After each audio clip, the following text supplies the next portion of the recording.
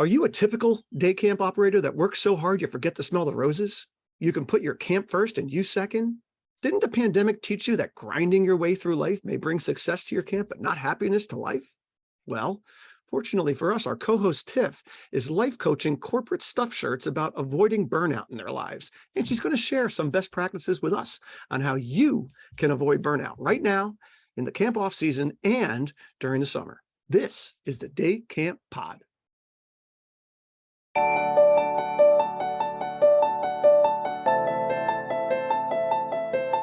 Welcome back, my friends, to the Day Camp Podcast. I'm Andy Pritikin, the director of Liberty Lake and the Philly Burbs of New Jersey.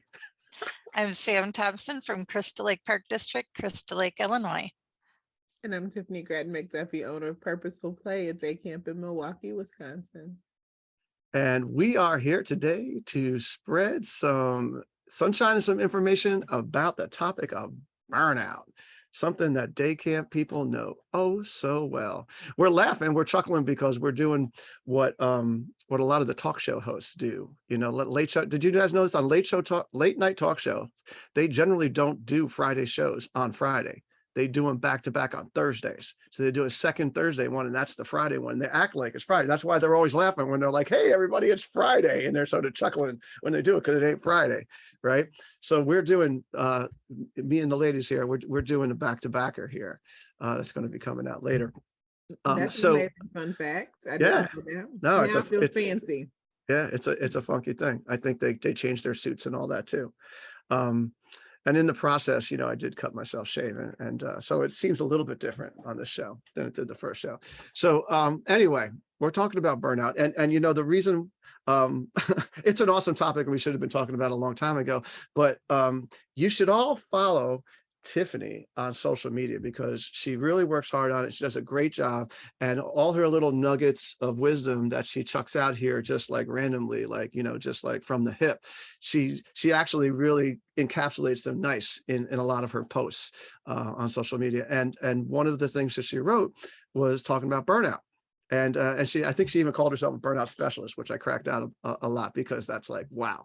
We all need a burnout specialist in our life. So, ladies and gentlemen, you're going to get a good 40 minutes now of burnout specialist Tiff to help us, because Tiff, when that end of the summer comes, like, oh my God, like, you know, the older you get too, it's just like, wow, how much longer can I keep doing this? And then the next thing you know, like for me, speaking personally, you know, then we start enrollment, and then we're starting on that. And now we're doing a fall open house. And guess what? It's a hurricane, and we might have to cancel it now. And then we got a teen reunion, and I got that, like, it's just nonstop. And then family, you know, and especially like, you know, we're getting older here, and a lot of Sam just had to rush her mother-in-law out, right? I mean, I'm dealing with all that kind of stuff too, as I'm sure most people are, you know, and kids and college and all. There's just so many pressures that we all have to deal with. And then our core job of being day camp operators is literally the most pressurized job that there is out there. You know, for most people think, oh my God, you guys work at camps, it's so lucky. Oh, it must be so much fun and all that kind of stuff. And then as soon as you start explaining it, they're just like, not for all the tea in China would I do that damn job. Oh my God. Not to mention, like, you know, bad things happen to kids sometimes too at camp. So we have that whole thing, like, you know, over our shoulder, you know, like what, God forbid something happens to a kid and they really get hurt or worse. Right. So anyway, tell us what we're talking about, Tiff. Like, how are you seeing this? Because it seems like you're consulting on this with folks too. I am.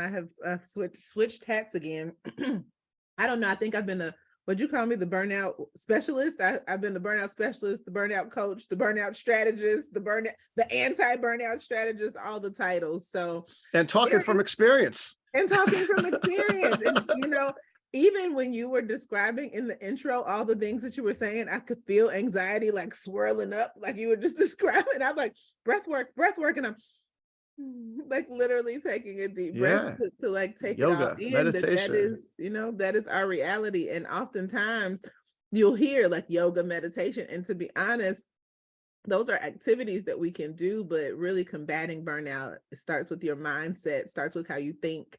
You know, we don't think about our thoughts. We just feel something and then we just take action to kind of get it done, to your point of all this never ending to-do list, there's like no time to think about how we're feeling about it, right? We just like hop into action. And you mentioned the end of the summer, and I thought you were going to go to a part of like, oh, this is when we rejuvenate so we can get excited to go back in another season. But Yeah, for the a truth couple is, weeks. you're like, Right. no, actually, now we're ready for fall registration, pre-enrollment, right? You know, like, so the truth is that it never ends. And because it never ends, we'll never be able to make time to ensure that we don't burn out. We have to take it, right? Like, what does that mean? Writing it in your calendar, making sure you schedule, leaning into what brings you joy, remembering why you started this work, and is that still meaningful to you?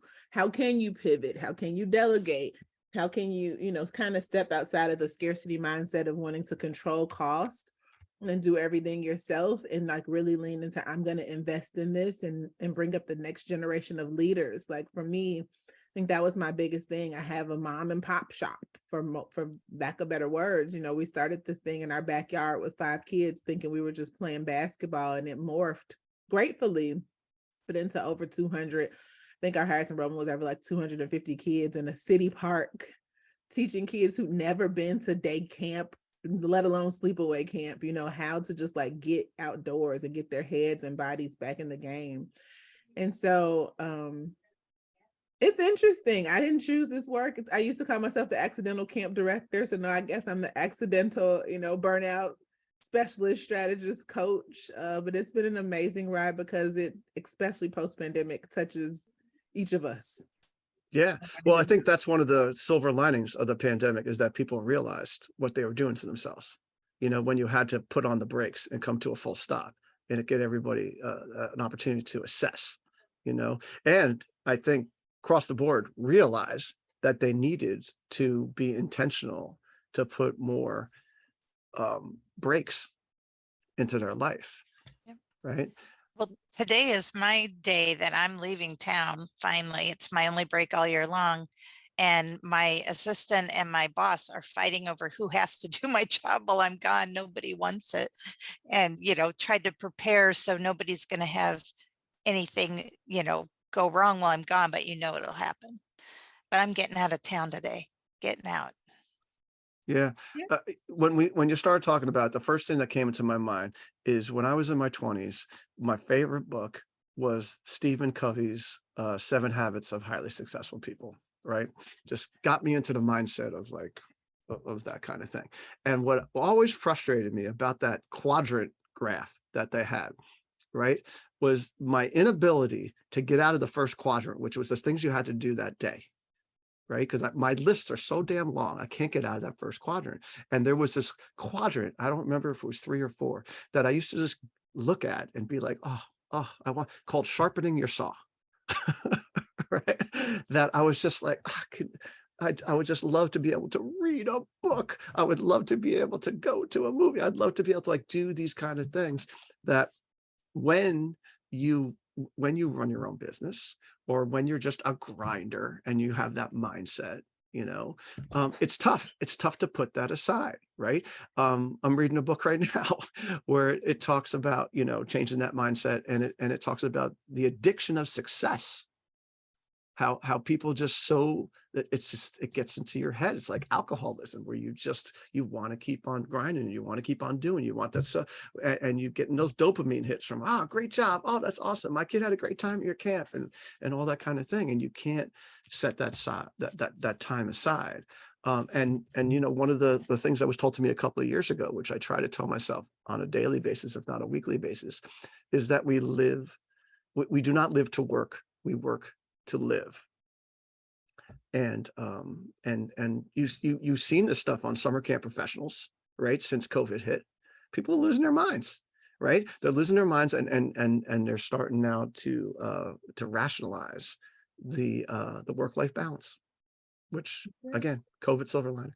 Yeah, literally. And I think in addition to what you were just saying, it's not just that people finally recognized that they were overworking, but people, because they knew, we all knew, people just were free from the fear of admitting it. It just was an open space to admit it without having fear that it was to be seen as a weakness.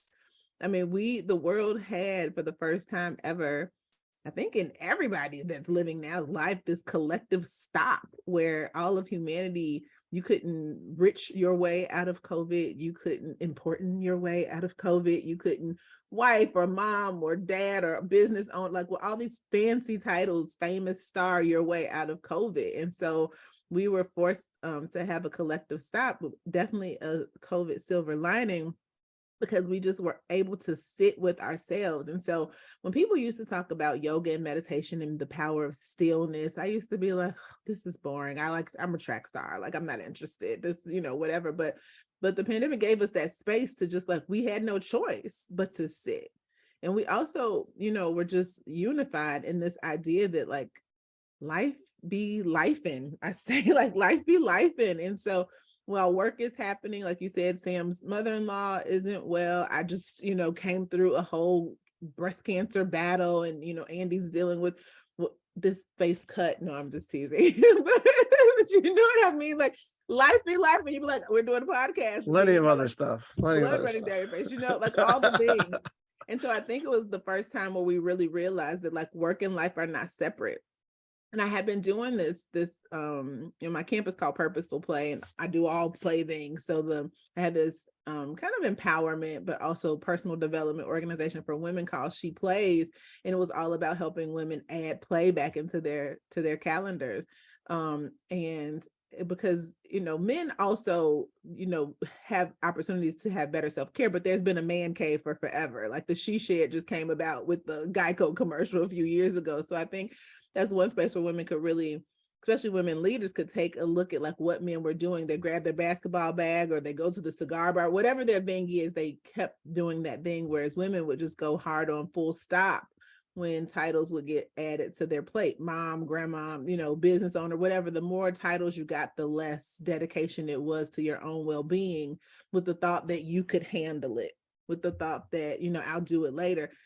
And truly it was transformative, but I kept getting things from men saying, like, what about us? What about us? And so when I started doing this work in a corporate space, it was interesting because it was just, I never thought I'd go back and do anything in corporate. Honestly, I ran out of there 17 years ago thinking I'm never, ever going back. This place is toxic. But it opened this red carpet where we were learning to reimagine what success really means, where it's no longer just about financial success, right? And then people who still obsess about grind culture, I always say, like, well-oiled machines don't grind.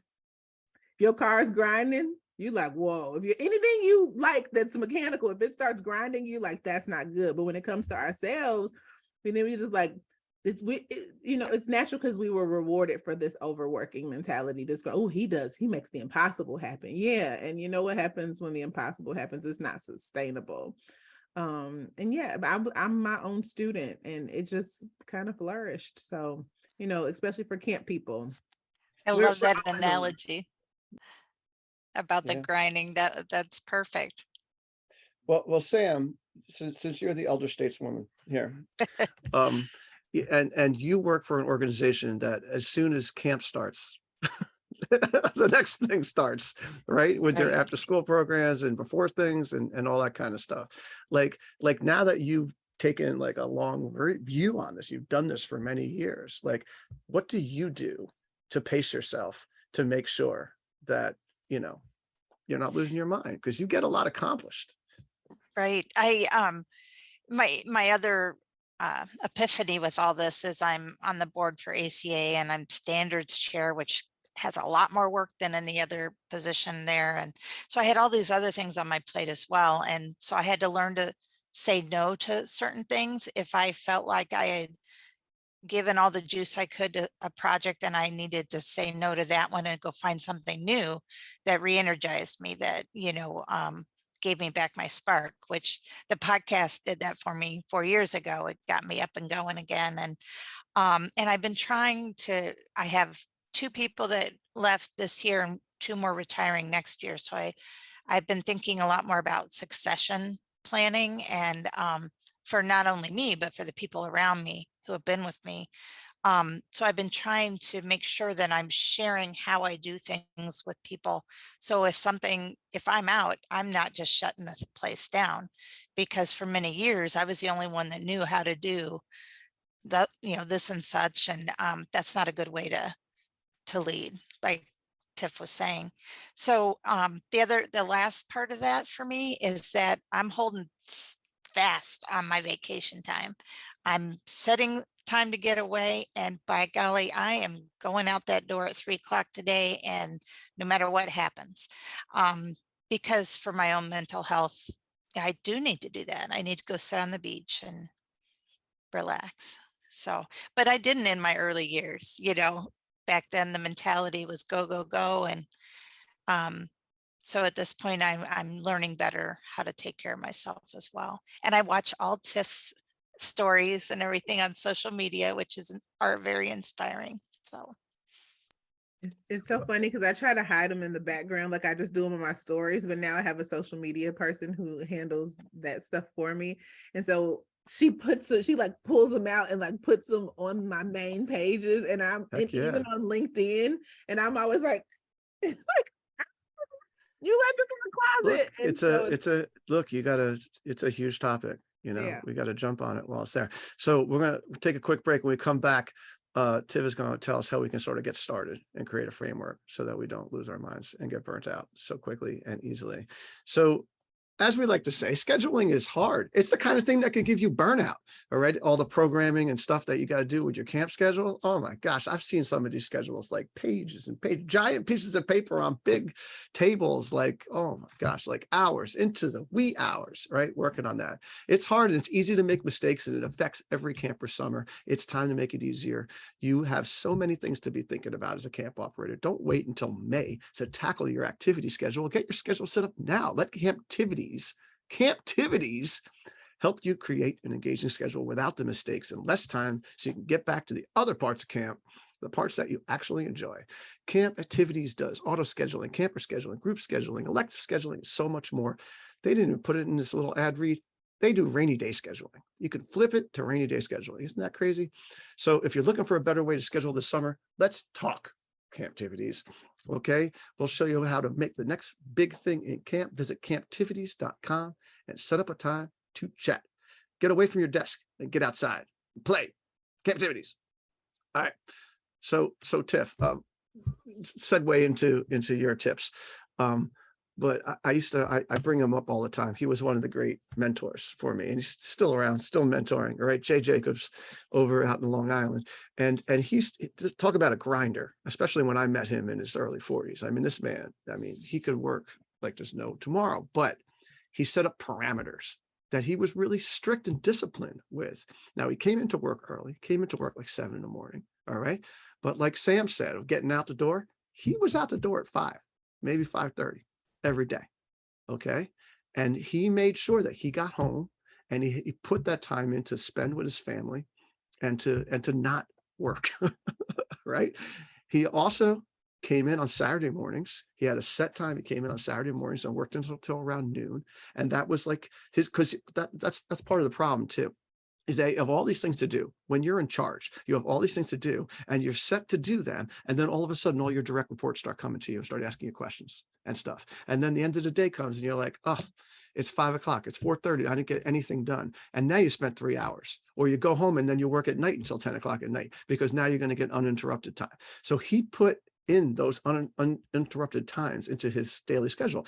He knew every morning from 7 to 9 a.m. That was it. He's at work and nobody's there, nobody bothering. Okay. And then he came in on Saturdays and didn't schedule anything, didn't schedule interviews, phone calls, nothing. That was unadulterated time. So he can work on it. He was managing 4 businesses at that time. All right. So he was able to do it that way. So what I'm seeing, Tiff, is that it's discipline that is required to make it happen. It's intentionality and discipline, right? It's like when I talk to my friends, my old friends, and we say, we should get together. And then it never happens unless you actually make sure you write it down and you set a date and you make it happen, right? So if you're saying that you're burnt out, you need to spend more time sharpening the saw and doing all these things and getting your work. You can't get your work done in the regular work day. Then you need to set up parameters for that.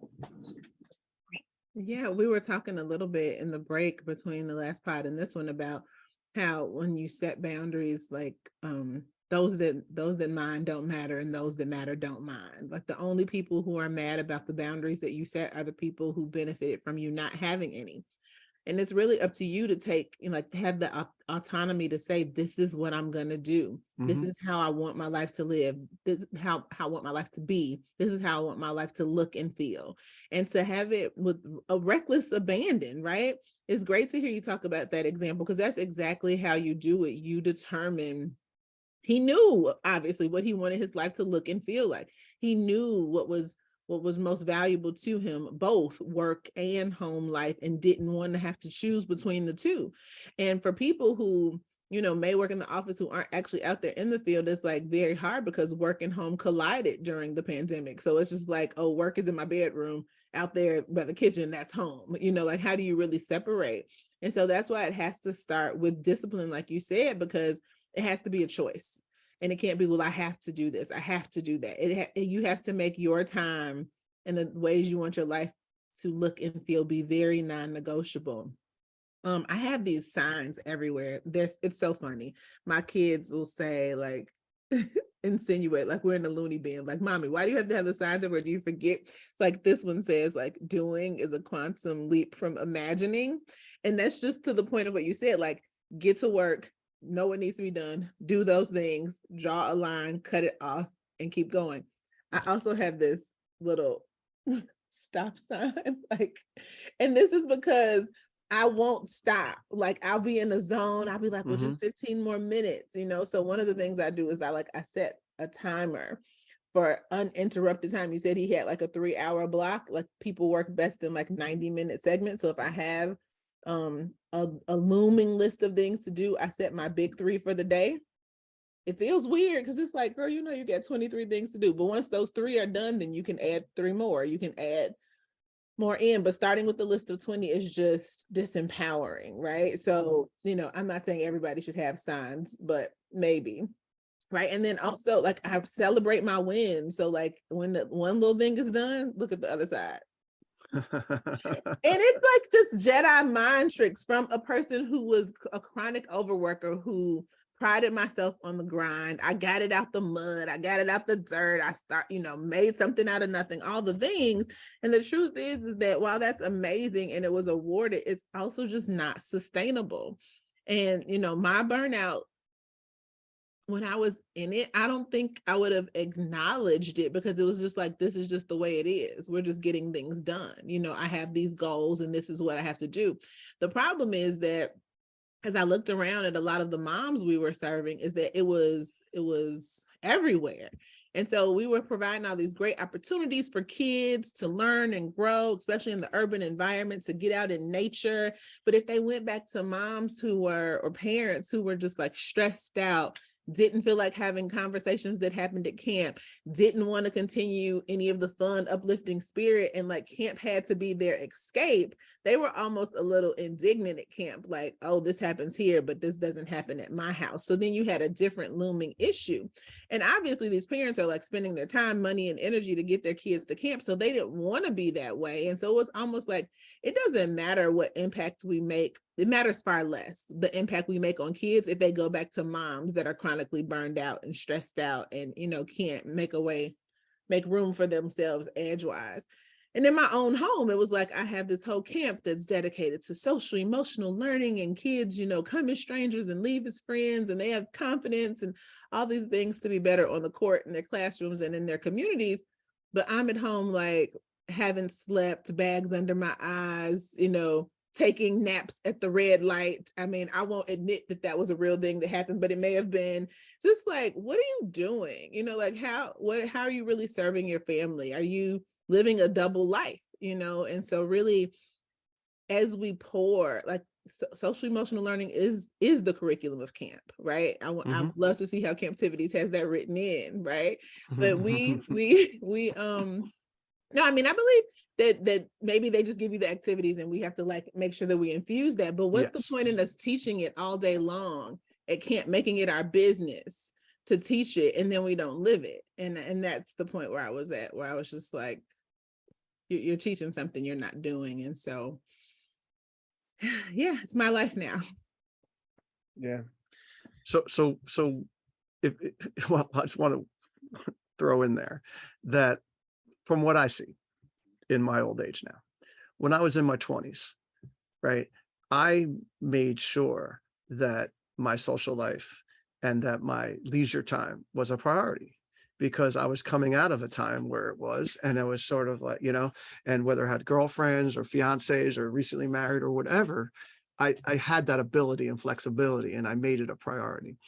Once I had kids, everything changed, and then they became the priority, and then my time got sucked away, and then all of a sudden I had to literally, like, schedule everything, right? Because I just didn't have enough, there wasn't enough waking hours, right? Fast forward now, I'm an official empty nester, and I'm thinking, oh man, this is going to be great. I got to have so much time. I am not going to be burnt out. I'm going to be like, I'm going to do what all those people do and like binge Netflix, like, God forbid, because trust me, I don't have time for that, right? But I'm thinking I'm going to be able to do that. I want to see Squid Games for Christ's sake, right? So I do. One of these days I want to see Squid Games. So the games, right? Just the games. So and yet what's happened now is that it'll be 7:30 at night, and my wife and I, because we work together, right, we look at each other and be like, are we just gonna like skip dinner? Are we just like gonna go home and go to sleep now? Because now that we don't have the obligations, like I was saying about my friend Jay, of going home with his family at 5 o'clock, now that we don't have that hanging over our head, now it's like we literally could work every waking hour if we wanted to. And we have to say, okay, on this day, we are not going to work. We're going to go to the beach and we're going to do something. On this day, we're going to go to the movies. On this day, we're going to go to dinner. On this day, we have to do that, because otherwise, especially if you're running your own business or you're in charge of a business or whatever, or you're just an innate grinder. Okay. It's against your nature to do that because you think you're wasting time. Well, it's hard to get over the mindset of, if I stop here, the rest will still be here tomorrow. There's always going to be stuff left over that you have to do the next day. And so, like you said, having those hard and fast stop times, because now that you don't have to answer to your kids or take them to sports or whatever, if you're not making other plans, then you're just doing what you've been doing. Yeah. And no grandkids yet. They throw another wrench into it for you, but a fun wrench, definitely. I love when my kids call me and go, what are you doing? Like, what do you think I'm doing? Oh yeah, no, that's what my kids do to me. Like, they'll FaceTime me in the middle of the day and they're like, what are you doing? I'm like, running a business. Right. Like, what do you think I'm doing? What are you doing? Yeah. The thing that's funny for me is like, I'll say this and I know that it comes off like very hokey if you still are in that mindset, but you don't have to. It's a choice. Like, you're choosing to do that. We chose to assign importance or success, or we chose to assign a feel good emotion to that overworking, that grind. We choose to be like, what do you mean? I'm running a business. And people judge the Gen Z and millennials so bad. They're just like, they have no work ethic. I was in Trader Joe's yesterday and the lady was just like, these young kids, they don't want to work. We pay $18 an hour. We get good benefits. They don't want to work. And we had a little bit of a conversation earlier about, being entitled without skill, but also maybe they are leading the charge at like really creating work-life balance we all always needed and never were willing to take. Granted, there's some who just quote unquote don't want to work. There's some 50-year-olds who don't want to work, right? But there's also some people who have just decided that people died during the pandemic. People are battling lifestyle diseases. Tomorrow is not promised. You get cancer and you reevaluate how you want to spend your time, what you want it to look like. And so, there's like all these rap songs that talk about living today like there's no tomorrow, like those sorts of things. And if you think about the idea of like leaning into that tomorrow isn't promised, as opposed to like how much money I need to make or what this business needs to mean or what I need to leave behind, you change your choices, right? And so I stepped away to try to find this little template that I use. That's my button. I'll show y'all that in a minute, but there's this template that I use. I'll send it to Andy so he could drop it in the show notes, but it's like, I'm an accountant, so it's like a T-bar. And in the middle, it's the acronym is PLAYS, because everything in my life, obviously I was deprived when I decided to be an adult. Like Andy said, I got to be a certain age and I just decided that I couldn't play anymore. So now everything is play. But the P stands for purpose. And that's like your why. Like, what do you want your life to feel like and be like that part? And then the L is self-love. So ways that you practice self-love. The A is for ambition. So like your work pursuits.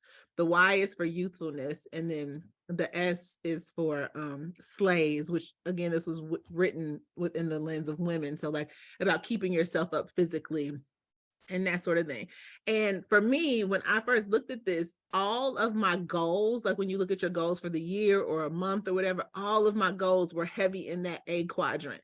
Like the A quadrant was lit, right? You're like, I have work goals. I know how much money I need to make. I know how many clients I need. I know how many kids I need. I know all this stuff. And self-love was like, yeah, I love myself, but I'm gonna go to the gym later. I'm gonna do this later. And when you don't see a lot of goals over here around how you're gonna pour into yourself emotionally or spiritually, then what you see is this slays column doesn't have anything either, because you didn't comb your hair this morning. I was a mom of twins, so there was days when dental hygiene was not working, but the camp marketing was on. And then you look at this youthfulness, and that's really where we have decided that because we became a dad, there's no more time. I can't do that anymore. And the truth is that you still are who you always were. And when we do this thing where we like split ourselves into quadrants, if we physically did that, we die, right? Like if you took a knife and you cut yourself in 4 pieces, you die. The same thing happens from an emotional or psychological perspective, which is where the burnout comes. So really just looking at that T-bar and saying like, what is my why? Like answering the question, what will you do with this one wild and beautiful life, or whatever that quote is? And then just saying like, let me lay out my goals. Where do they fall in here? And if any one quadrant is like super heavy, you know that you need a rebalancing. I don't know if that makes sense. That's my motto. Interesting. I'm going to take one more break, talk about CRS, the commercial recreation specialist, and then we're going to come back, finish up with Tiff. And also I'm going to ask you, Tiff, we'll prep you right now. I'm going to ask you about summer burnout. Okay. Because I'm sure it's a day camp pod. You know what I'm saying? All right. So anyway, we got this commercial recreation specialist, the fine purveyors of the best recreation solutions to keep camp going strong. And you can check out their website at crs4rec.com. These folks, they are serious about fun, and they're also serious about safety. And one of the big safety things that we're dealing with right now is the sun, right? It's shade. And, I've been to areas of the country and to other countries where the sun is out even more than it is up here in New Jersey. And boy, you see shade structures over everything, especially playgrounds and assembly areas and such like that. And if you want like the real shade structures, like not the Amazon $120 kind, that's like a disposable razor. At the end of the season, you're going to get another one. If you want the kind that are going to last for years and years and look really, really good and be safe and not fall in a rainstorm and all that kind of stuff, because Lord knows we got plenty of those these days, check out their shade products. Go to crs4rec.com, right? And check out the shade and shelter products. And you will be blown away by what they are able to do. And, just like a camp, you get what you pay for, right? So the stuff is not cheap, but it will last. And if you add up how many years this thing is going to last versus the disposable ones I was talking about, it is well worth the investment if you can make the investment. So check it out, CRS4Rec. They are serious about fun, commercial recreation specialists. All right, Tiff, bringing it home. But first, I just want to talk about summer burnout. So, here we are, camp professionals. Okay. And even though Sam's got her after school programs and all this kind of stuff, right? Basically from like April through August, well, from April through June, it's like this slow building intensity where we know that we're going to be on the teetering edge of burnout, right? And then, June comes and we go to war, and our days are long. The stress is high. Okay. Just remember, you're not at a resident camp, so you do have weekends off to a degree. All right. But you see it in our staff too. So we are trying to put on this face of like, everything is cool and we're doing it and we're smiling through this whole thing. All right. But then we're seeing these teachers, special ed teachers, all right, college kids, and we're seeing them suffering from burnout. Right. Justin, my son, was on the podcast saying, 6-week slump is not a 6-week slump. It's exhaustion. It's sheer exhaustion. And that's part of the deal, is that you're getting so tired while you're so stressed. And then you hit this point where, like, you could say burnout hits. So what are your thoughts on that, Tiff? I think the first thing is to stop pretending like it's okay. You said, like, we put on this face, like everything is okay. I think it's to really courageously communicate. We know this is tough. We know this is hard. We know this is, we're feeling it too. And yet it's worth it. And to really build the case for why it's worth it, really leaning back into that purpose. Like, when people know their why, they know their way. And so not just getting staff as warm bodies, but really getting people who believe in the power of camp and the transformation that they get to make in lives, creates both staying power from your staff, but also it helps you, right? It's not just like, I'm running a business. I got to pay the checks. I got people to pay. I got money to make. I got a legacy to leave. I got to take care of my kids. It's like, no, you could have ran any business. But you decided to run one that creates a meaningful outside of school experience for children. And really, like, why was that important to you? Like, why is that important to you? For the check, why is that important to you? Because I get to serve the families. Why is that important? Maybe when you dig into your why like 4 or 5 times, it's like, well, for me, it's like, I didn't get those experiences as a child. I got a lot of them, but I didn't go to camp. For me, it's like, these kids are walking around here stressed out and they don't believe in themselves. And at school, they're forced into this like regulatory, command and control, but here they get to really discover who they are. And if you like look at the news these days, especially for Black children in urban areas, it's like they're robbing, stealing, shooting, killing. Well, I get to change that. My kids that come out of Camp Play turn into athletes, right? And they're gaining some sort of community that is outside of a gang. They have a team, which means they have a coach, which means they have a mentor. So my stomach is even like rumbling a little bit, but again, my camp is very purpose driven, but my stomach is rumbling a little bit even when I say it, because it like warms me up, the change that I know that I'm creating. And it may be very different for people listening, or for you, Andy, for you, Sam, but there is a why behind you, why you got into this work outside of just, for the money. And if you can create that same sort of buzz with your team, even when it's challenging, their why will keep them going. Right. So that's the first thing. And saying it, because it's like, I don't know, we all deal with young kids, so I'm sure we all know the movie Encanto by now, but like, we don't talk about Bruno. They didn't talk about Bruno because Bruno always told the truth that they didn't like, truth that was ugly, but it was the truth, right? So talking about Bruno, not talking about him doesn't mean it doesn't happen. Not talking about that it's hard, not talking about that it's too hot, not talking about this is interesting, not saying you can make the same money down the street at Panera, but I'm glad that you're here with me today. And this is the benefit of your work. Like, not talking about that doesn't make it better. It makes it worse, and it makes burnout more likely, and makes people feel isolated because they don't feel like they can talk about the bad stuff. And I think that that's a reconditioning that we have to do as owners. That it's okay to talk about it because it's the reality and everybody already knows. And then you can also tell that redemption story of like, and how we still are making this change, this very meaningful work anyway. If that's like hokey for people, this might be too, but this other box, I tell you no lies when I say I have stuff all around my house, but like, I got a bucket list box. And in it is like all the stuff I want to do. And it's like page after page after page. And I just lean into like, all right, well, when this is over, I'm going to get to do this, which is why I said like celebrating small wins, because, it's like, all right, we made it through week 1. Andy talks a little bit in the other pod about incentivizing his staff when they make it so much, you give them a few bucks. It's not $10, who cares? You know what I mean? But it's the point that they've been acknowledged and they've been recognized. So as owners or directors, doing that for ourselves matters just as much. Nobody's going to give us some Wawa dollars, right? So you got to build that in, and like, this is your Wawa dollars. Like, all right, when we make it to 2 weeks, I know it's important for them, so it's also important for me. When I make it 2 weeks, whether we lost staff, no matter what happened, I'm going to celebrate myself in this way. And then we also talked a lot about the long list, the long to-do list that we have.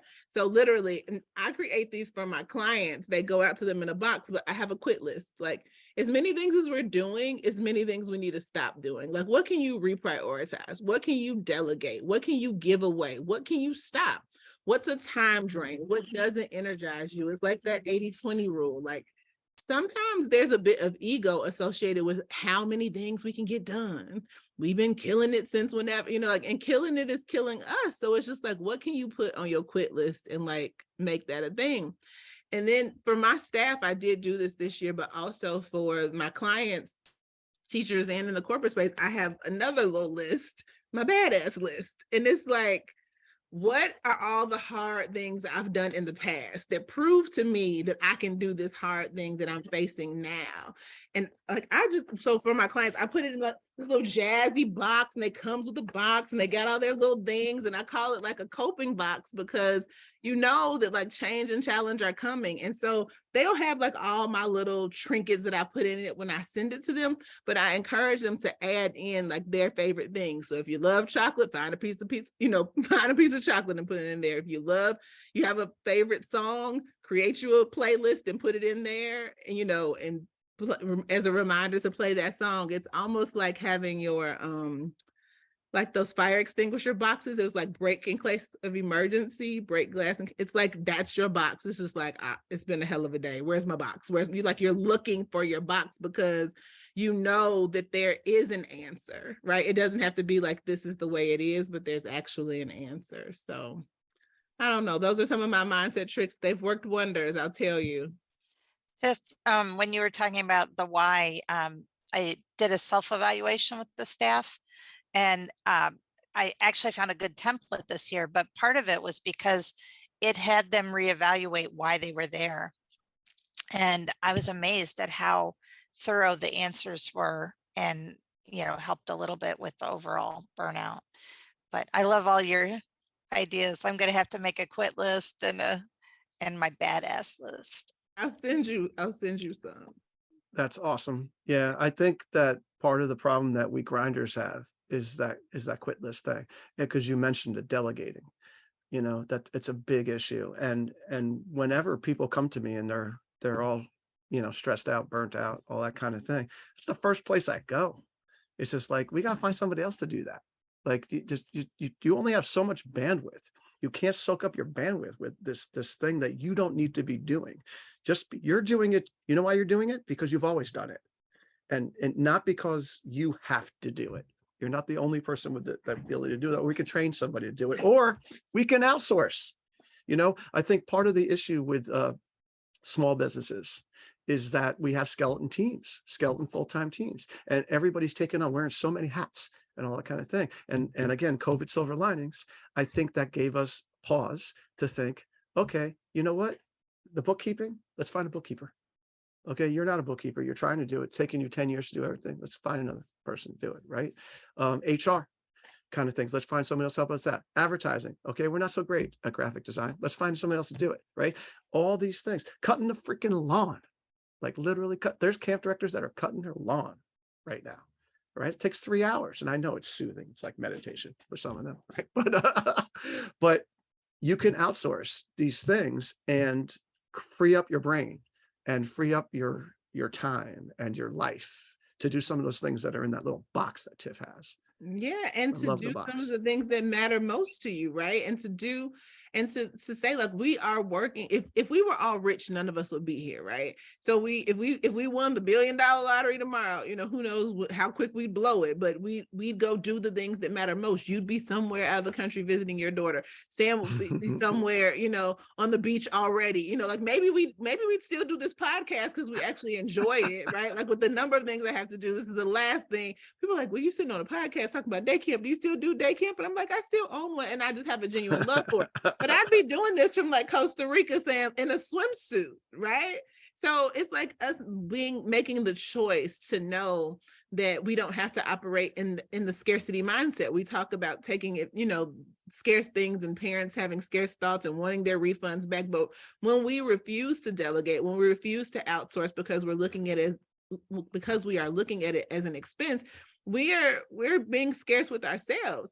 And the truth is, when you gave away those graphic designs, it was a little bit of money, but also they look better. They attract more people. It's an investment, not an expense. And it's that mindset shift to saying, like, this is not my zone of genius. If I do what I'm the best at in the world, I'm more fulfilled, more energized. I'm giving another opportunity to someone else who's great at what they do. And it's probably going to land better and land me better results. And then I'm, better financial results, because they're doing it. The time that I was spending, I'm a CPA and I don't do my own bookkeeping. It was such a hard choice, but I have the skill, I also know how to clean up. I got a cleaning lady. And now I get to spend time doing what I love most, which is this. And it makes me far more money. And it's just like, and the cleaning lady has a job. She's employed, you know what I mean? So we have to just really switch our mindsets. The other thing is, you all may have heard it go off earlier, but I have these buttons. I'm gonna send you all a box. I have these buttons in my boxes. And it's like, if you were saying yes to something, like it needs to feel like a hell yes. How do I quit stuff? Does it feel like a hell yes? And if someone's barging in and interrupting your time, like you said, your guy had his 3-hour mark, it's like, no. It's like my kids hate it when I got these buttons. I saw it in Target. I thought it was the most hilarious thing, but when I started sending these boxes to my clients, I just like, your yes needs to be a hell yes, and you need to say no and feel good about it. Right. And how can you do that? And then the last thing, and this is obviously, they're always like, who the hell is this lady? We know, like, she's different. And it's all thanks to camp, because I make it fun. So I send this to corporate CEOs, right? And you know how stuffed up and important they are. And I make them put these glasses on, because it's camp stuff, but they're diffraction glasses. So when you like looking at a situation, I have them look at the light. But when you're looking at a situation, we just believe we've always been this way. This is what's needed. But when you put these glasses on, it turns white light to rainbows. And so it's just like, is it white or is it a rainbow? Like, which one is it? And so it's all this whole conversation about like, what rules are we making up for ourselves that keep us stuck in this cycle of burnout that we could escape if only we were willing to like see things differently. It's not easy, but it's necessary. And I mean, we lose track of why we started a policy or a rule or whatever, and it may not be relevant anymore. So that's always fun when you look back and go, what was the purpose of this to start with? So, well, Tiff, you need to take pictures of all your props. You're like the carrot top of Burnout over there. And I was the burnout specialist. No, yeah. So seriously, you need to take pictures of these things. We need to get them up on the show notes. All right. Don't send them to me. Send them to Hansberger. All right. Put them in Slack. You need a box. Put them in Slack. I will pay for a box. I will gladly pay for a box. I'll pay for a box for Sam. Okay. All right. I will Venmo you for Sam too. So got it. I had a good summer last summer. I could do that now. So, listen, you need to write a book, Tiff. Okay. And whoever compiles it needs to go back to your old podcasts that you've been on and just grab the little sound bites. That's what Adam Carolla does when he writes a book. He literally takes his greatest hits of all the things he says in all his podcasts where he's rambling on. And then I'm going to buy the book, the audio version of it, of you actually saying it, because I'm sure it sounds better coming from your mouth too, because you do have great delivery. So thank you for spreading that sunshine on us.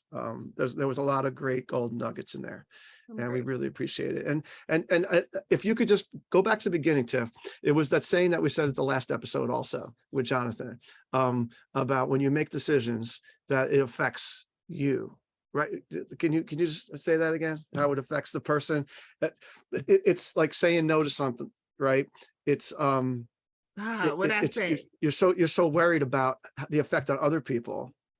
Oh, I think so. I probably can't put it eloquently. It's like I need to catch them when I catch them, but we're always concerned. I don't know exactly, but it brings up for me is like we're always concerned. Oh, when you were saying about the refund policy and how the parents would feel about the refund policy, it's like we're so concerned about how the external person, whatever party it is that we're saying no to or that we've made a change with, might feel that we're putting that person's emotions or feelings over our own, right? So it's almost a form of self-sabotage and self-betrayal, because those feelings for you don't go away when you give a refund, even though you know it's against your policy. Like you created the guidelines for a reason. And so we're also confusing the universe, because every time we say we want a thing and then we do the thing that's opposite, it's like, well, which one you want? Humans You are know? ridiculous. Yeah. Yeah. Well, I think it's something Hopefully you mentioned. that summed it up. Yeah. Well, a little bit. You have to go I back. think- Listen Not to the quite the beginning. second time. Listen to the beginning. Well, Wasn't it her thing about the people that matter don't care, the people who don't matter, Oh, that you part. shouldn't care? that Wait, part. okay, That so I part. said That one. those that mind don't matter, and those that matter won't mind. There you Meaning, go. yeah, there we There go. you go. That's what I Little like. sound bite, yeah. I like that. And that's I like Dr. that. Seuss. That's not And me. I and think then, it's and Dr. then Seuss. the coda to that is what you said earlier in the podcast, which is Gen Z. You got this right. Okay, so here are some Gen Xers and baby boomers here saying we're jealous. I'm not jealous. I'm coming with them. I'm gonna bring these guys. Don't worry. Well, we're jealous that we're not pre-wired that way. We have to like sit here and be like True. super disciplined and bang a 2x4 on our head and put little signs in our house and stuff like that, you know. Very true. You know, whereas, you know, the Gen Z is just like, hell no. Right? You know? Facts. Facts. Very All true. right. So anyway, I want to thank the Go Camp Pro team, Camptivity's commercial recreation specialist, for allowing us to bring this podcast to you. If you like what you hear, you should subscribe to the Day Camp Pod on your favorite podcast platform. Check out the show notes from all your episodes and see pictures of Tiff's all little signs, or you could just go to the YouTube and watch the YouTube version of what we just saw, because she was holding them up at the camera for all the people listening in their cars right now. So go to daycamppodcast.com for that and get contact information for the show, for Tiff, and for me and my co-host. Tiff, how do people get in contact with you? What websites? Where should we direct Where people should to? people go these days? Yeah. So I mean, Facebook is good. I'm on social media. On all social media platforms, she plays _to win. She plays _to win. I'm on LinkedIn most, and just my email is easy enough. info@sheplays.co. It's not .com, Mhm. .co. So yeah. .co. Yeah, I keep thinking it's a typo every time I see that. You know, because that's those baby boomers always trying to correct me. Like, no, I'm outside the box. No. I was thinking, well, maybe she lives in Colorado. I don't know. I'm a company. Oh, the company. Yep. That All right. So thanks for listening, making yourself a better Day Camp Pro. We'll be back in a few weeks with the next episode of the Day Camp Pod.